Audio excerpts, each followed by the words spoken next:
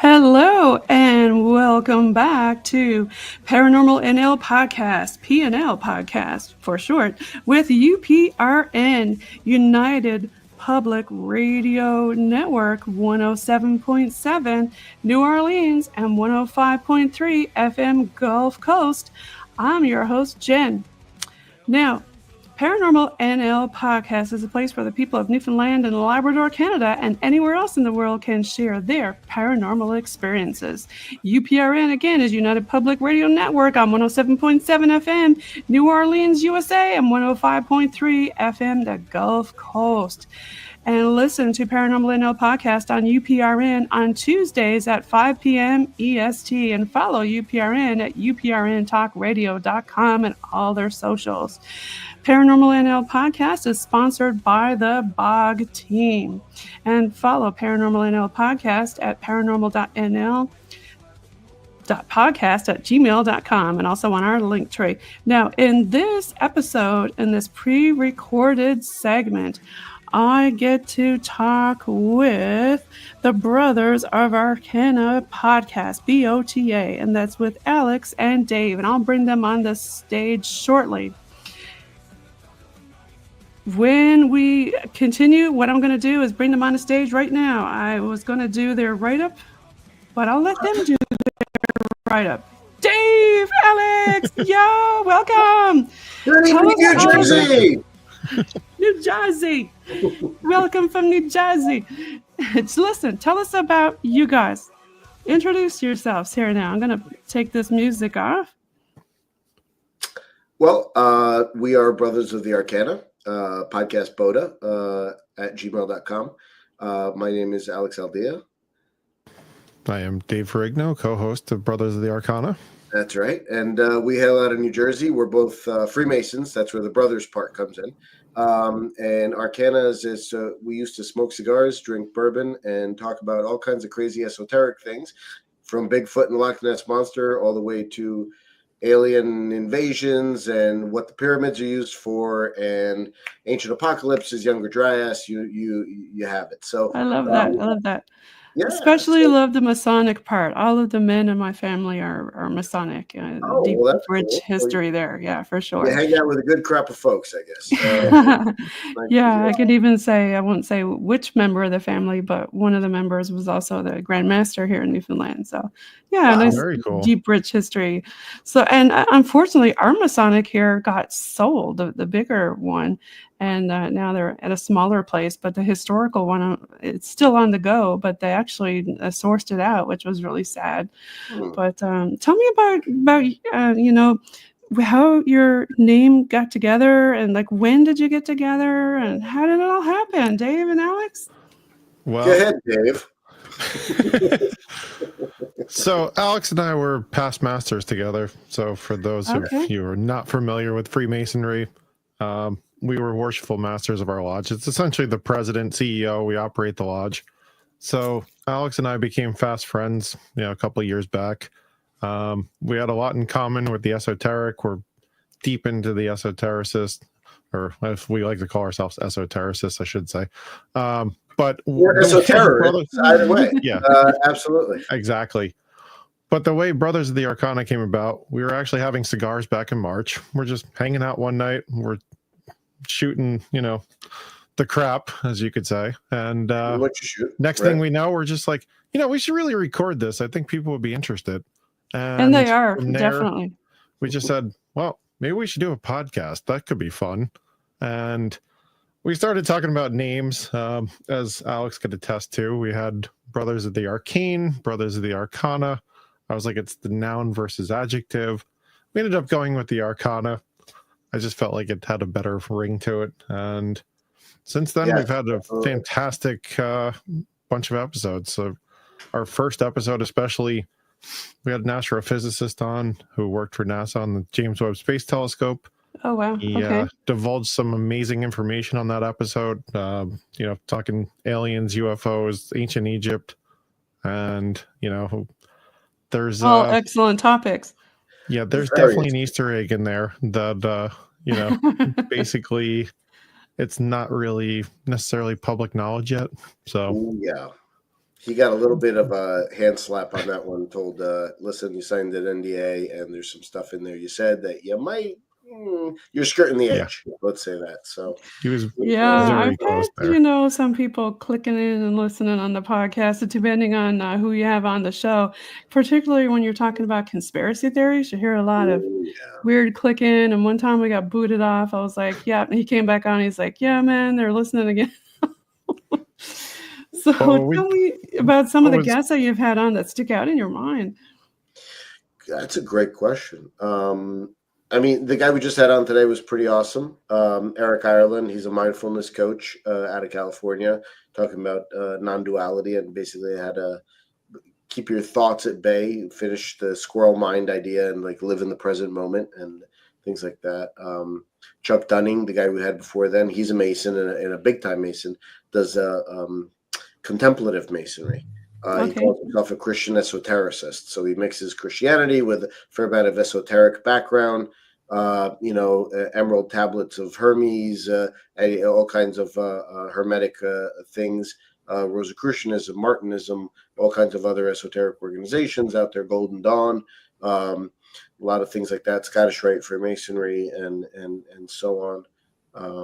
I wish they had more of the Masonic stuff here for women in Newfoundland. I know in the U.S., they've got the different branch over there, but there's not much of it here at all when it comes to women, and it's too bad, that there's not, because I'm sure that I don't know if you had a lot of women ask you about stuff like that. Have you? Or yeah, I would say so. Overall, I mean, you have OES, which is the Order of the Eastern Star, which is a female auxiliary organization, and we have actually a really good friend of ours who's involved in OES. There's also something called confraternity or cofraternity, which is basically, and we have a friend who's in that as well. It's Masonry for women, only for women. Men are not allowed. And they are acknowledged by the United Grand Lodge of England, but we don't hold we don't go to their lodges. They don't come to our lodges, and so it's only women, and they call each other brother, and so it's very interesting. And they do very similar, I guess, to what we do in terms of rituals and things like that. The place I know of is out of DC. And there's some, but it's all very new. At least in America, it's all very new. In France and other places, it's been around much longer. So, yeah, that's good to hear. Interesting stuff for sure. So tell us some more things about some strange and weird and wonderful podcasts that you've done, or do you have any of your own experiences? I didn't ask you that. Yeah, plenty of those. I am a paranormal investigator as well, so I'm part of two paranormal societies. Which Revolutionary Paranormal Society here in Morristown, New Jersey. Okay. Also part of Ghost Seekers International.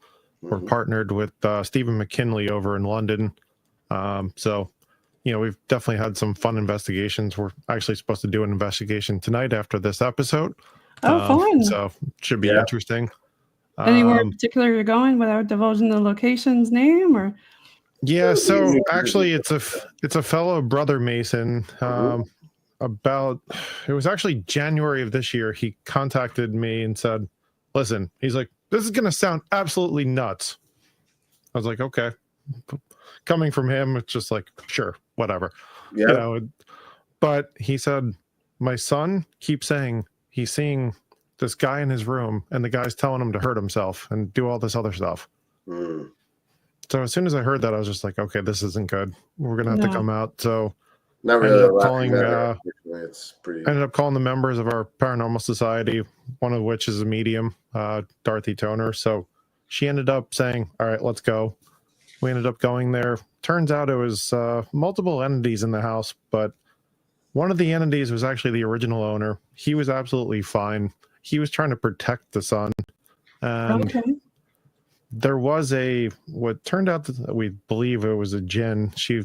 Dorothy said it was a jinn. We ended up extracting that out of the house, said, listen, go cause mischief elsewhere. Don't bother them. Yeah. After that, they were completely at peace up until now. And suddenly the last 2 days, the son said, oh, I keep seeing the devil, I think, or whatever it is. He keeps describing it as the devil, so we're gonna go back tonight and figure out what's going on. Yeah, it sounds Yeah, like but they said need they some have help. lights flickering, doors are opening on their own, closing, drawers, other stuff. So And again, it's a lot definitely, of the threats, a lot of the like potentially hurting himself kind of thing, which we can't have. So Yeah, no, you definitely can't have that. And do you have a lot of homes, like people that reach out to you like that, personal homes? we do. And the thing is, like, we try to film everything, but of course, the one thing we've been trying to figure out how to scientifically prove, like, hey, the paranormal exists, it's there.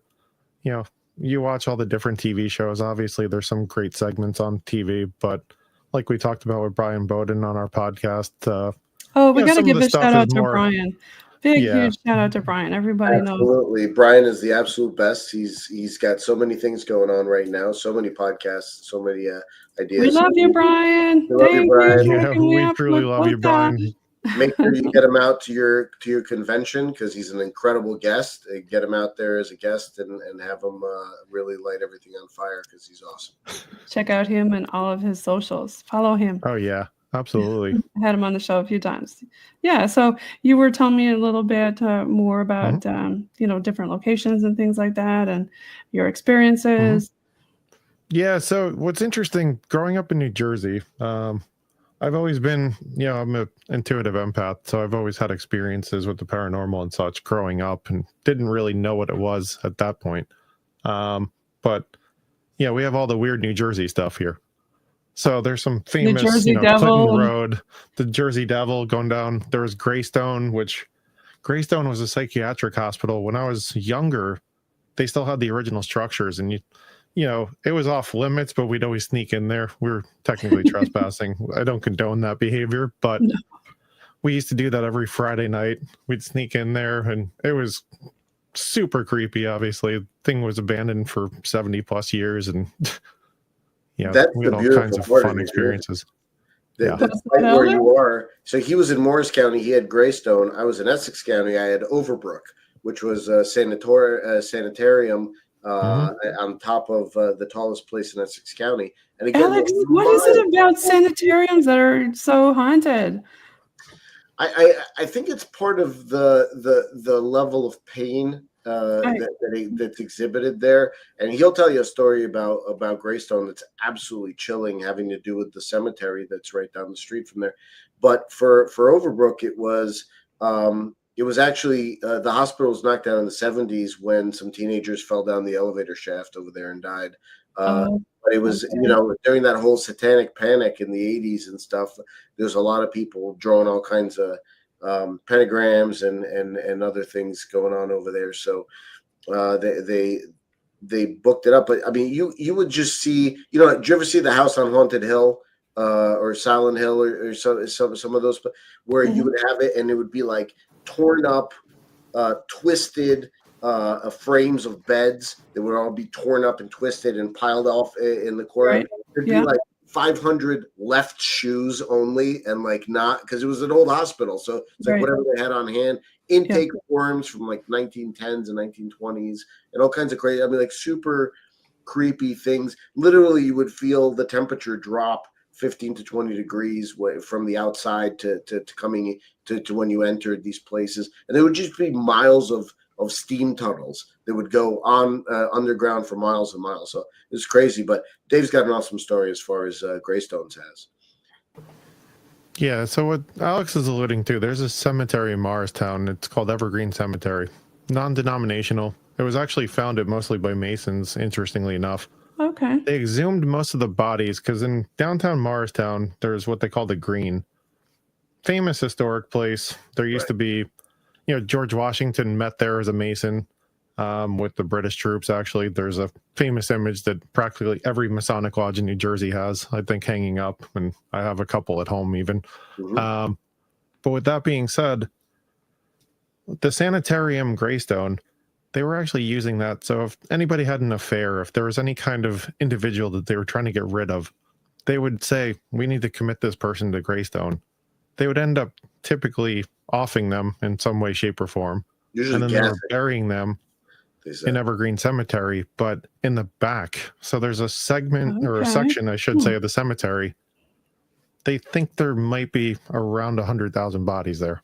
What? And these are all unmarked graves. Like a potter's field, basically. They're all, yeah. Golly. So yeah, that would definitely make that place for sure, active. Like, so Oh, yeah. what kind of activity did you get there, or have you gone to investigate that area?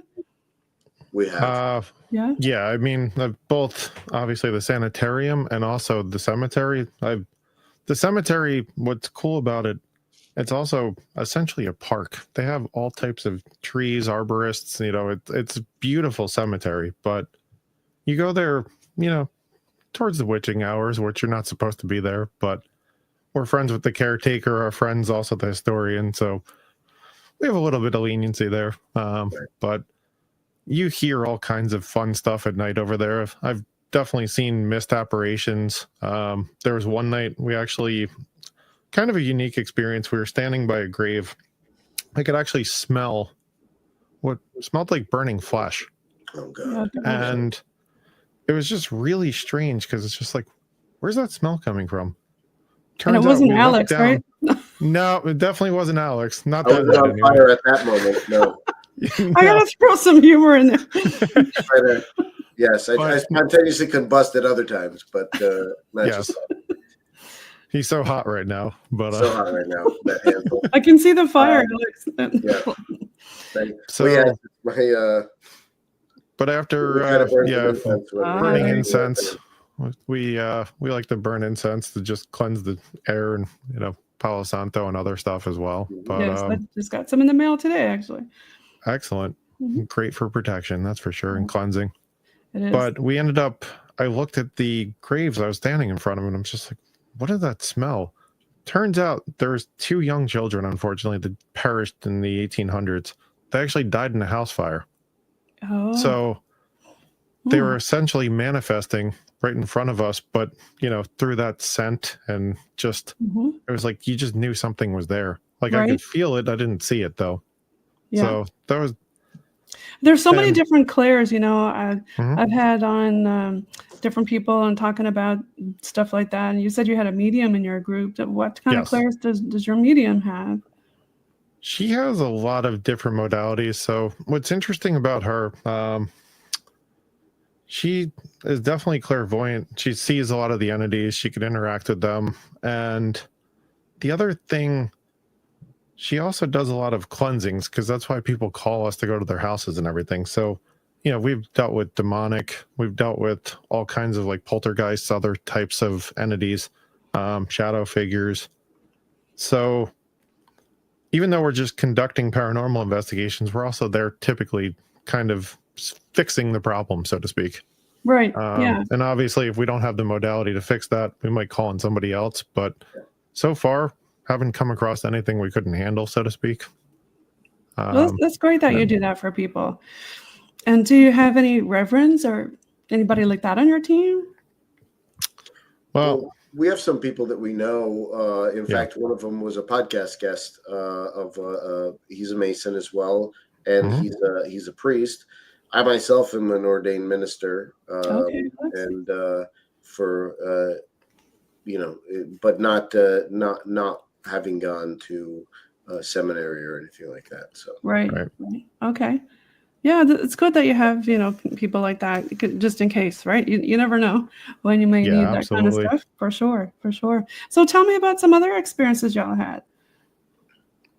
Well, I mean, Dave, you want to tell them about the Revolutionary War soldiers and the hot tub? In the hot tub. I hope they didn't have their sword in there. That's definitely a fun one. So growing up, I lived, actually the funny thing is I live a half mile from where I grew up, but when I grew up, I lived right on Patriots Path. So Patriots Path was where the soldiers marched during the Revolutionary War. Right. George Washington. The French actually camped out where my high school was, in Bell Labs in Whippany, which now is a different property. And fun fact, that was actually where the first TV signal originally came from, was Whippany, New Jersey, with Bell Labs going to New York. but that was a whole other topic. Anyways, we're just hanging out one night in my friend's hot tub. We were in high school. There was 6 of us in the group that were sitting there. No drug use, no drinking. We were just hanging out. My friend's father always said, listen, I don't care how late you guys hang out here. As long as you're home and I know you're all safe, you're good. Yeah, I think a lot of parents did that back then, didn't they? We had a parent that used to do that with ours too. She'd be like, we don't really care what you're doing as long as you're here and we know where you are and you're safe, right? Sure. So we're just sitting there minding our business. We're chatting, just whatever. All of a sudden, this person comes out of the woods across the street. And there's a sidewalk. And we're all like, where did that person just come from? Just randomly. It was like 2:00 in the morning. It's just like, this person just walked out of the woods. It's like, that's unusual. But then as we're looking, they're walking by. And it's like, wait a minute. I could see through them. Oh. And as we're looking at them, we realize it's actually like a soldier marching. Okay. And they were in Revolutionary War garb. And they were just upright in a full march. And then we're all looking at each other like, do you guys see that? Because, just make sure we're not all crazy. How cool is that, right? Yeah. Yeah. So we're just sitting there like, oh, cool. All of a sudden, it does an about face and starts walking straight at us. Oh, no. Simultaneously, I think everyone jumped out of the hot tub, ran into the house, looked out the window. We're just like, what the hell was that? It's like, holy crap. What was that? Well, that's the guy just wanted to join you in the hot tub. It's not a big deal.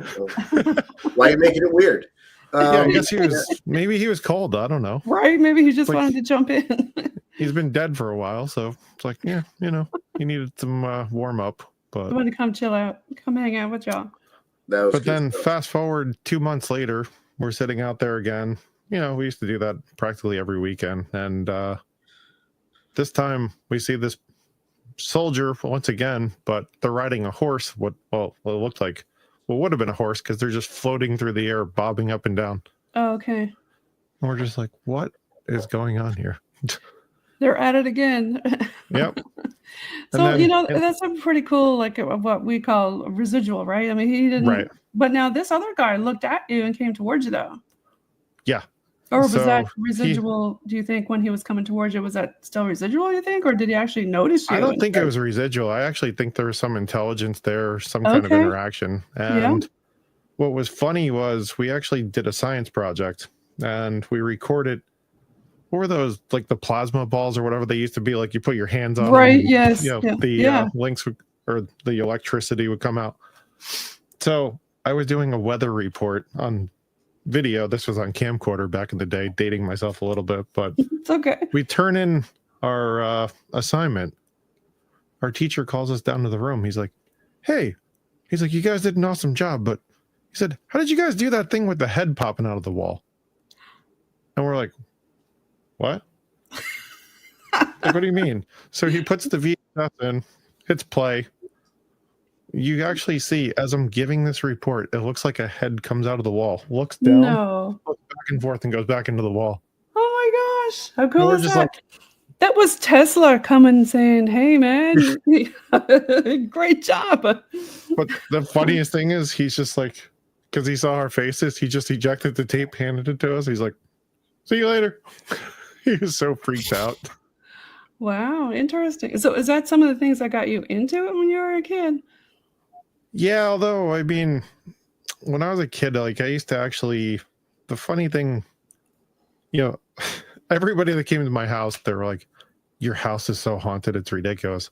Okay, like, Alex, is it haunted? It's like, whatever. I've actually never been to his childhood home, so that part I don't know. But we've been together to some pretty haunted places, I would say. Mm-hmm. In fact, both of our lodges have things in residence. Ours does too. What is it about that now? Do you suspect the gentlemen are just coming back to hang out and have a cigar and chill with their brothers? I think there's part of that in Congdon, which is my old my lodge that I was master of. It's an old church, and so it used to be the first congregational church in Bernardsville, New Jersey, Okay, and right. then it turned into. They only lasted from 1910 when the place was built to 1928, and then they sold the building. So the Masons scooped it up. And what's fun is it's an old church. It's still got the bell in the belfry. Believe it or not, they left that so we can ring Nice. that whenever we want, which freaks the town out because they have no idea there's a church there. But yeah, if you look in the belfry from the street, you can definitely see outlines and shadows. Dave and I both saw that one night when we were chatting across the street at the bank parking lot there. But also inside, Dorothy came in, our medium. She came in, and we're gonna have her as a guest on the show very soon as well. She came in and she did a video going around, and you could clearly see the orbs flying all over the place. It's Congdon has good energy. It's like there's a nothing gathering bad place. there. There's nothing Yeah. untoward, Mhm. but it is. I don't want to use the word oppressive, but it's almost like a weighted blanket. If you're in that room and it's dark and you just have the candles on, it almost feels like this. It's pressing on you, but not in a bad way. Just it's there. It's significant, right? So the spirit of the place is significant, the egregore, so to speak. Yeah, and I don't know if you want to speak about Colonial. Okay, that was So interesting. You just Colonial mentioned that. Prospect, which is my Masonic lodge, they actually have the building was built in 1950. So it was something else. Sorry, that's all right. I'm gonna light some sage. What? Why not? Yeah, not a bad idea. The reason why I thought that was weird, you said egregore, and have you ever had Patty Negri on your show? No. Or Sam Baltrusis?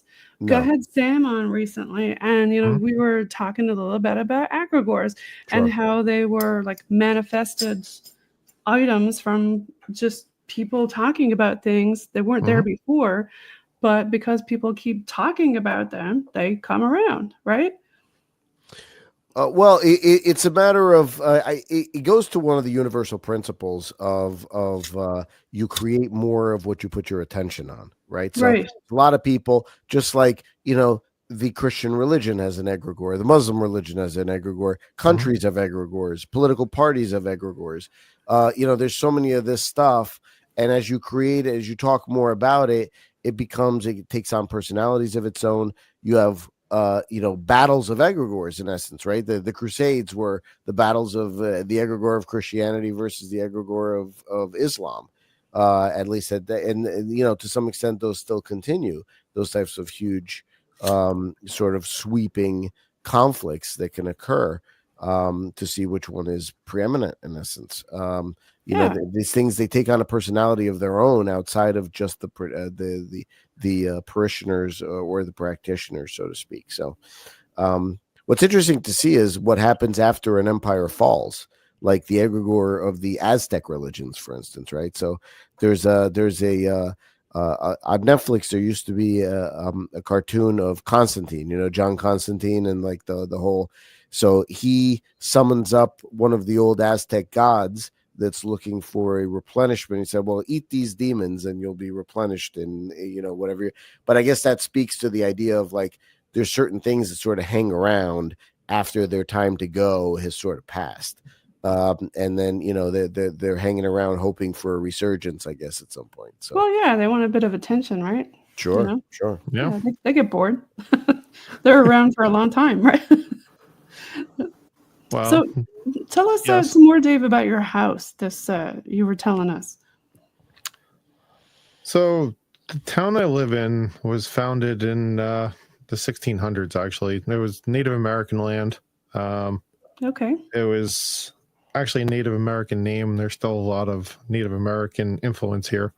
I think that's applicable to most of the Northeast. There's a lot of Native American towns and names, but my understanding, where my childhood home was, Patriots Path runs right behind it. Right. Like I alluded to, I'm a half mile from there. I still live on Patriots Path, so definitely still have a lot of different paranormal experiences from that perspective. Although at this point, it doesn't even faze me. It's just like, whatever. Just roll over, go back to sleep. Used to it, right? Yeah. Yeah, exactly. But in my childhood home, anytime anybody came over, like when we had family visiting, whatever else, they were so freaked out. They wouldn't go up, like my cousins wouldn't go upstairs alone.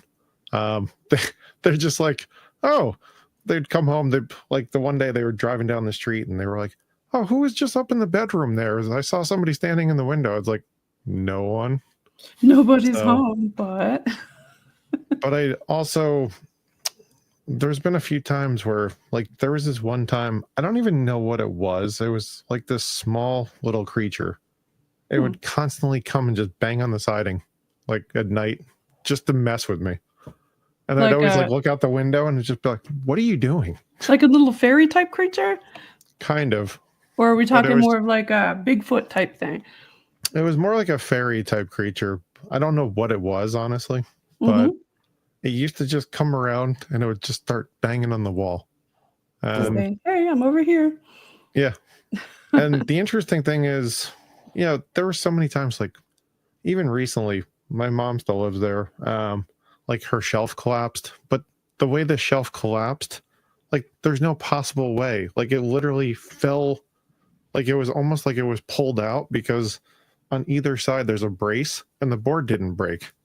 And it's like the thing can't even bow because there was reinforcement all around it. So it's like somebody almost had to like pull the thing out and dump everything off the shelf. Do you It's ever like- set up a night viz cam or trail cam or something like that around your house to see what's going on? I've Or do you not tried. want to? No. Oh, it wouldn't even bother me or phase me, honestly. But we've tried that. Didn't really pick up anything.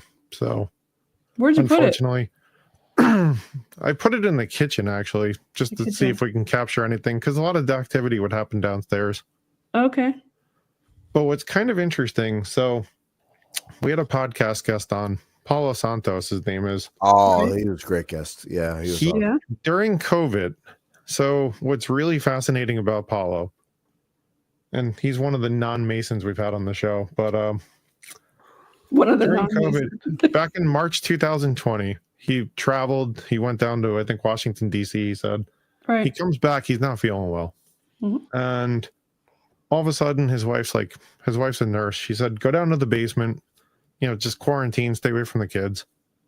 He couldn't breathe. He ends up going to the hospital. After, what was it, a couple days he's there, he Mhm. sees everybody being carried out in body bags and everything else. Oh, horrifying.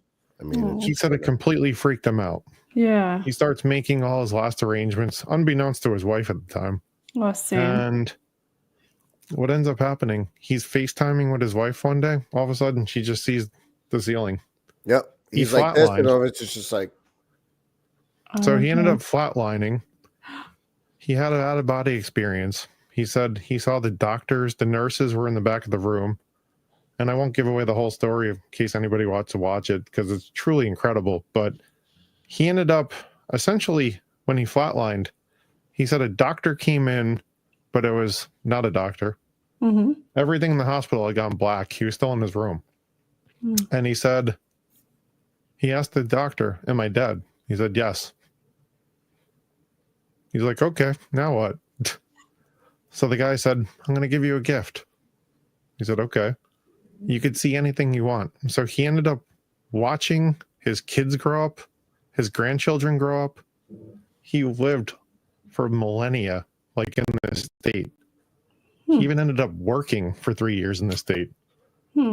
And he saw life with him and without him, like alternative realities and everything else. Wow. And after that, he then said, well, after that, the guy comes back and he says, well, now you're going to hell because everybody goes to hell. And he said for 3 weeks, there was just a bronze plaque on the wall that said, keep the temperature between 68 and 72 degrees. That's that was the strange. one in the actual hospital room. Right. Huh. So he's just laying in this hospital bed in hell, just looking at this. And he's like, what's going to happen? That's It's weird. truly a remarkable story. And we'll Yeah. do. I'll do one quick one on that one. Just say, Sure. and Okay, I won't say Alex. any more. But it's Yeah. that plaque used to mess with him. The plaque. The plaque did. Nothing else would Yeah. change about the room. The room would remain the hospital room, at least in the All right. beginning. All right. and then the plaque would change to the first thing it changed to was, weren't all those Sundays in church a waste? What? Yeah. It would And like then- say stuff like that on the plaque. That's what it Yeah. would, nothing else would change except for that plaque. And that plaque would literally mess with his mind. And there were many other things happened while he was in hell. You got to watch the podcast to see, but but that was the first one that really got him. And it like just totally ripped right through all of his consciousness and everything, as a start. Cause that was the whole idea of hell. It was like, yes, there were physical punishments, but the worst part was that they would mess with you mentally. They'd push all your buttons because they knew what buttons to push, and time passes in hell. And it's kind of like, that's another one of the tortures, is like, they'll tell you something horrible is going to happen to your family or something in 2 weeks. And then you would have to live out the entirety of the 2 weeks up until the time when the thing actually happened, which was worse than actually seeing the thing happen, because you can't do anything about it. And the time is just slowly passing by. It's pretty horrifying stuff, but it's yeah. Yeah, I've had a few people on and talk about, life after death experiences, and it really did change their lives, astronomically. And it sounds like you talked with another person who had an experience like that. Yeah, it totally changed his life. And even to that plaque, he said it would say, "Where's your God now?" and just taunt him. Yeah, and other stuff like that. Not good. He said he started questioning, does God actually exist? Is God here? Like, why am I here? Like, I wasn't a bad person in life. Like, what did I do? But to your point, it completely changed his life. And, after being in a coma for a couple of weeks, and he woke up in a new hospital, which is also an incredibly fun story to listen to, because he didn't know he was actually alive. So, well, he but thought he was definitely- in hell, and then he, yeah. Again, it's. I don't want to ruin it, but definitely check it out, because it's a real page turner in terms of a story. No question. Yeah, it sounds like something that we should definitely check out, for sure. Thanks for sharing that, for sure. Oh, absolutely. Absolutely. Yeah, it makes you wonder, right? Like, what happens? Like, why did he say everybody goes there, right? Well, yeah, I think there's and then he ends up going to heaven afterwards, and he sees 3 levels of heaven, at least as far as he was able to make out. Because I know the ancients talked about different levels, especially Egyptians. Yes, I agree. Right. But what was most profound that he said? He actually said, if you had to pick 5 people to be in heaven with, who would you pick? And would those 5 people pick you? That's an interesting one. It's really a fascinating question, because when I started thinking about it personally, I was just like, man, who would I pick? And then it's like, would any of those individuals choose me? I don't know. That's an interesting question. It's a tough one, because you're like, I love my parents, but would I really want to be there with them forever? I don't know. Can you bring your pets, though, Dave and Alex? Can you bring your pets? I suppose you could. I mean, why not? That was bunch of actually animals with us. So, Yeah. They're already there waiting for us, though. We know that. So let's talk about something different. Let's switch gears. I know you said you mentioned a little critter before, a cryptid creature. Do you have any other cryptid creature type stuff or high strangeness stuff? UFO? Yeah. Well, funny enough, 2 nights ago, I was actually with Alex. We were sitting outside before a Masonic meeting, and he had his back, there's a waterfront there, and we were just hanging out, smoking a cigar. I looked up, and I actually saw, like maybe it was a TR-3B, because I know the TR-3B, there's a military base in Pennsylvania where I don't know how many of those are really out there floating around. I don't know how many are or not, but it was essentially triangular form, elongated. It wasn't a Starlink satellite or anything. I actually looked at the ISS map, looked at Starlink, I looked at satellite maps. What was interesting, I saw this, and I'm just like, is that a UFO? I took out my phone, tried to record it. It was recording on my screen. I actually saw the video was 44 seconds long. When I stopped it, the video was 2.5 seconds. Oh gosh, don't you love it when they mess with your electronics? Kind of I like was just like, Skinwalker when they're always messing with stuff. yeah. But you know, it makes you wonder. Okay, is it extraterrestrial or is it ours? And do we have this wicked tech? Because you know, most of our stuff that you see around us is old Mhm. military tech that Right. got published and put out for normal people to use, right? You know, I've had Jim Goodall, and he came Mhm. on. And he talked a lot about stealth and Blackbird and things like that. And you Yep. know, there's a lot of tech that we got, especially with DARPA and all that, that it's not talked about. Right. But is it us or is it them? What do you think? Well, that's the bigger question, right? And according to, our first podcast guest, we've recovered several different alien species bodies. They're actually silicone based. They're not carbon based, and they have a triple helix, and in their DNA strain. And he said he couldn't confirm or deny how many actually exist, but he said we've recovered a lot of the craft. We reversed engineered a lot of those things. Right. And, even when we had Timothy Hogan on, he's the Grandmaster of the Knights Templar. Great episode. Phenomenal. Talked a lot about ancient Really Egypt good. and other, Nice. ancient philosophies, Right. alchemy, other types of stuff. But he has access to go into the Great Pyramid. Oh, And wow. he said, anytime they go into the Great Pyramid, when you go into the sarcophagus up there in the King's Chamber, he said anybody that sets foot in there instantly has an out-of-body experience where they see some other planet with some kind of UFO staring at them. And it's basically just like, hey, we're here. And Interesting. then they're kind of transported back.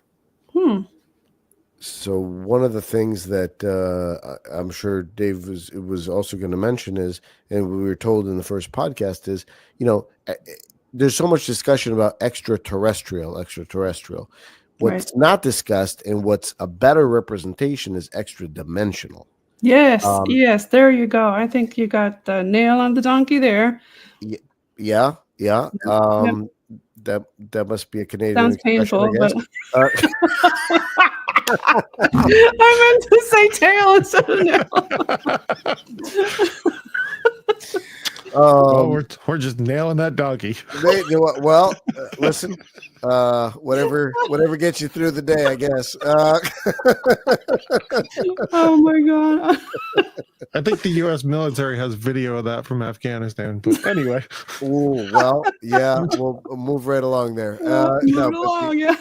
The idea being that extra dimensional beings were sort of disturbed by our initial atomic bomb drops when we were busy with the Manhattan Project. About nuclear things. They don't like us messing with nukes, do they? They don't, because somehow, and Eric talked a little bit about this, is basically we can't really do much to them because they're so far ahead of us and they're so much more developed, being in other dimensions higher than ours, that basically it's like you're trying to touch.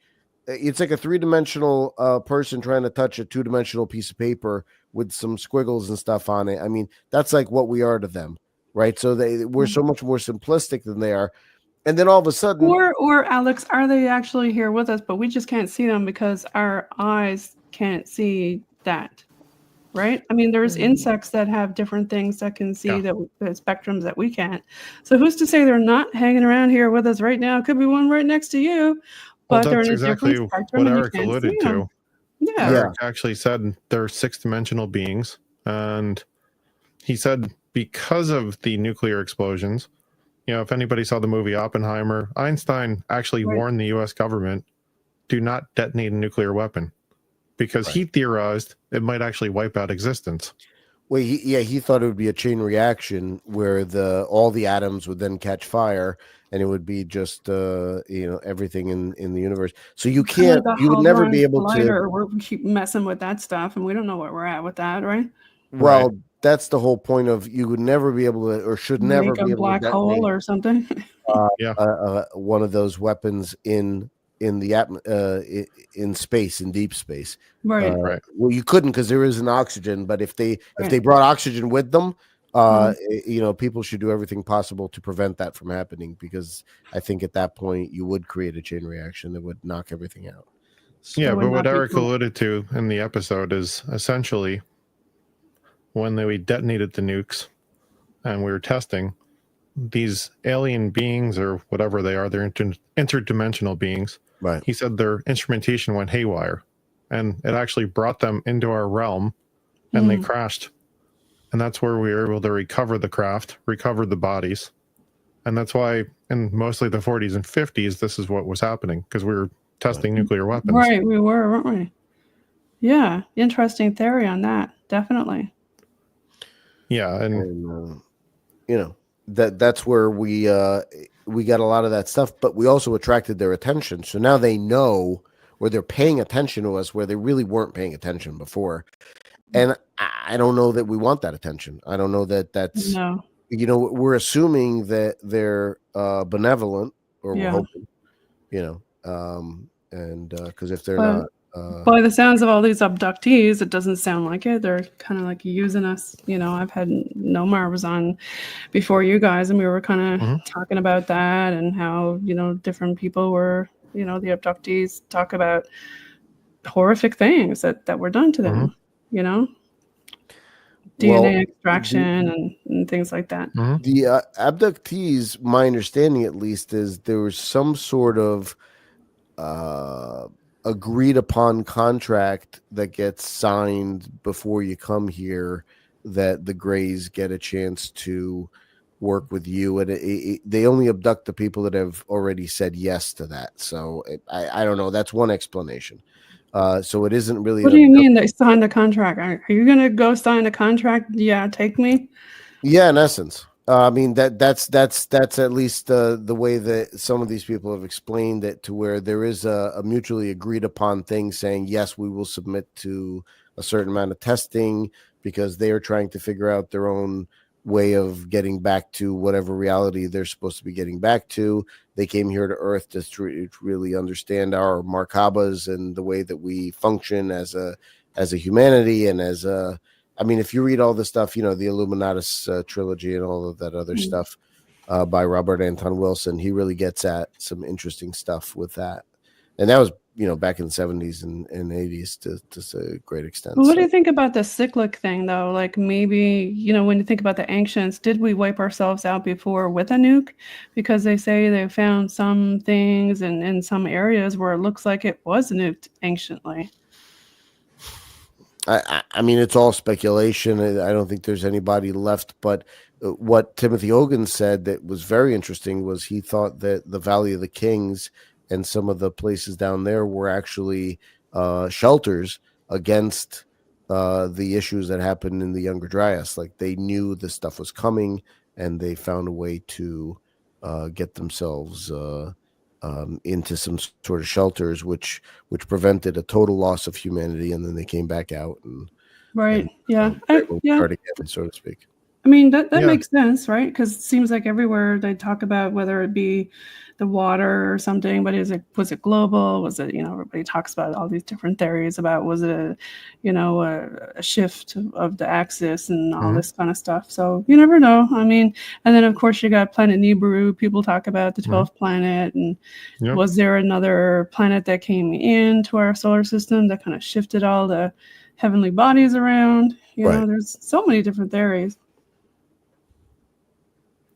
Yeah, there's quite a bit of theories, and I think, it seems like there's been obviously cataclysmic events that have happened, and the Great Flood, and so many civilizations have talked about that all around the world. And, they have, yeah. I think one could posit that when you look at some of the ancient structures, the ancient megaliths, Göbekli Tepe, and some other places, it's very plausible. Makes there you was scratch advanced your civilizations, head. right? Right. So now I'm going to pull up your link tree here. I'm going to schmooze around on there. Is there anywhere you want me to click on? Our main site is on YouTube. That's where we have most of our shows. Let's go in there. I think I still have your tree, but I can pull this one down and pull up your YouTube. You want me to do that?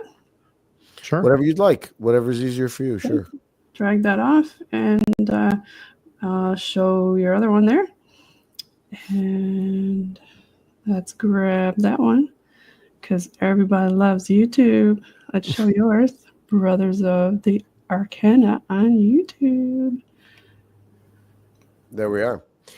So you'll see all the various. How many shows do we have by now, Dave? We're about There's 13 13 shows uploaded. Those are the full podcast episodes. What we do, we try to break them up. The first couple episodes, they're roughly 2 hours apiece. Yeah. They're packed with a ton of information, great questions, super, just tons of knowledge.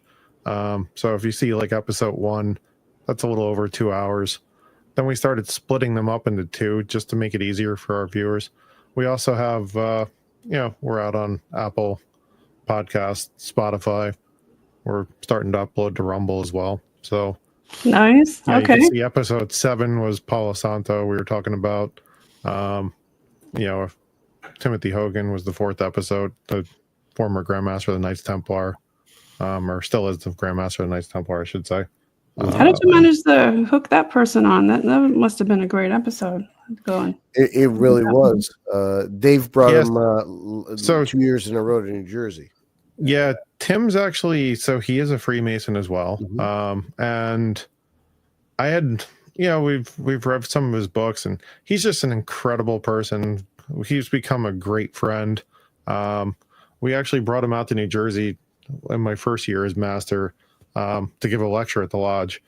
We ended up saying, hey, you want to come out, have a barbecue with us, smoke cigars, drink bourbon beforehand? He flew out. We ended up having the most incredible conversation ever, just talking about all kind of ancient technology, UFOs. He talks about, he worked on some government projects with UAPs coming out of the sun. He also talked about, some of his experiences with the, he's gone to some conferences. He does a lot of the cons all over the world as well. And, just a wealth of knowledge. Really great guy. Nice. We've become fast friends with him. So this year when we flew him out for another lecture, I said, hey, you want to come on our podcast? He said, sure. We also recently had Scott Walter on. So Scott, Kensington he has a couple of books, Runestone Runestone, and talking about the Templars and how the United States was in New Jerusalem. Right. So definitely some pretty cool historic information. We try to bring the truth out there, whether it's, whatever topic we're doing, we just try to put out as much information as possible. You want to give a shout out to your fans, Dave and Alex? Sure. Go ahead, Dave. Well,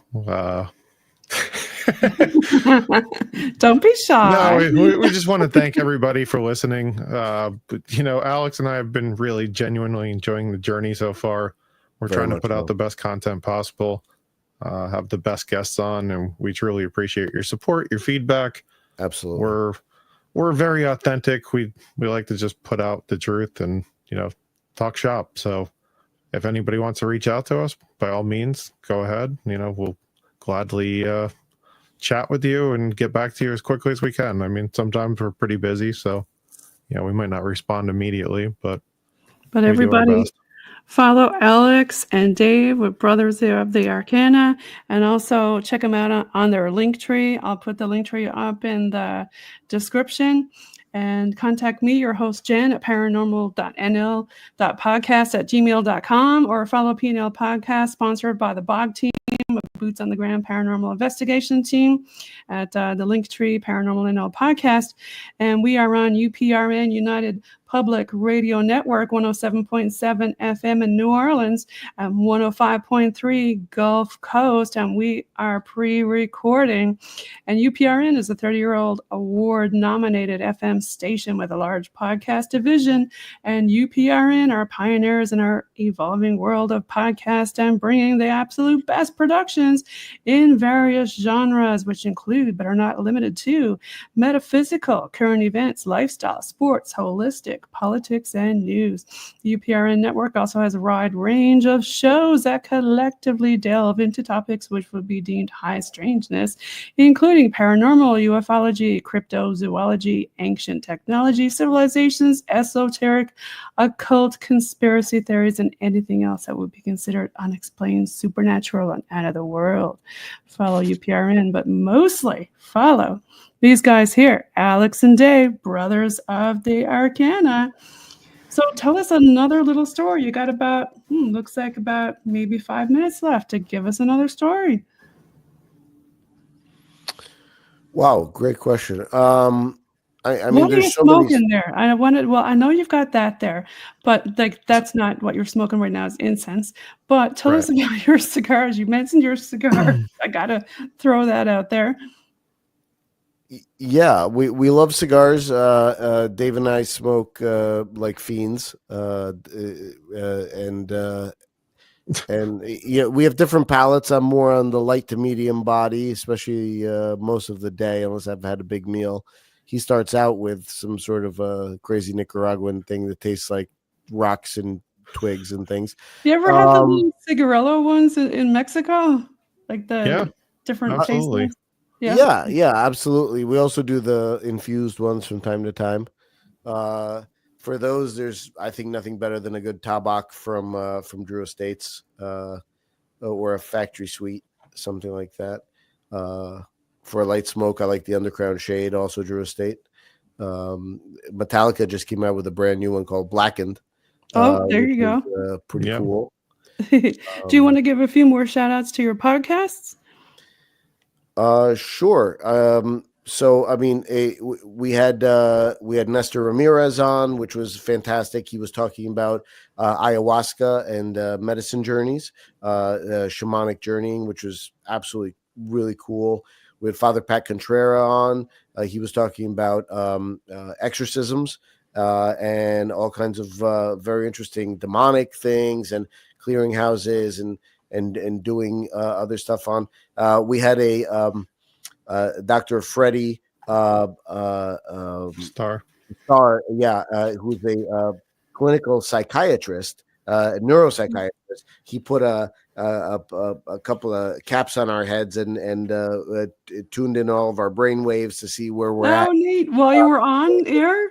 Yeah, while we were on there. Oh, how cool is that? Oh, I got to check that one out. And then we had a psychologist, Brandon Kornblue, who's really awesome, talking about what it means to be a man today and things. So we're a little all over the place with our stuff. We're dialing it more in now to focus more on esoteric stuff, paranormal, and sort of what it means to exist as a man and as someone who's wanting to walk that enlightenment path, kind of thing. So yeah, that's us in a nutshell.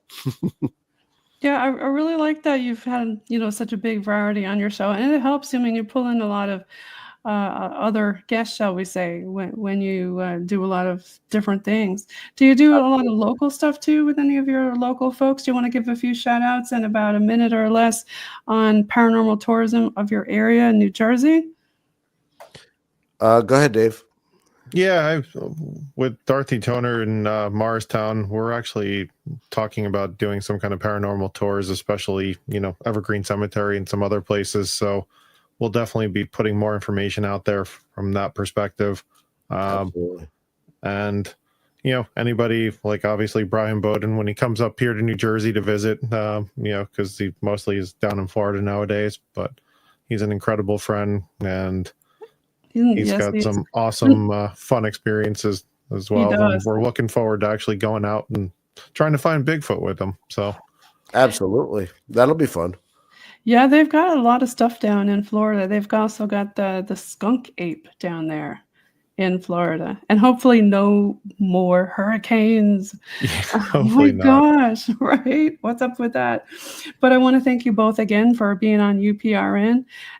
This is pre-recorded on 107.7 FM and 105.3 FM from New Orleans and also Gulf Coast. And thanks again for Dave and Alex for being on from BOTA, Brothers of the Arcana. Thank you Okay, so we're much. gonna. And it's Thank absolutely you all. a pleasure to be here. Yes, thanks so much. And follow the BOG team. They're sponsoring us, or the Boots on the Ground team, Paranormal Investigations out of Newfoundland and Labrador. Thank you so much, everybody. We're going to peace out with a bit of metal, and I'll bring you off for an off-air chat.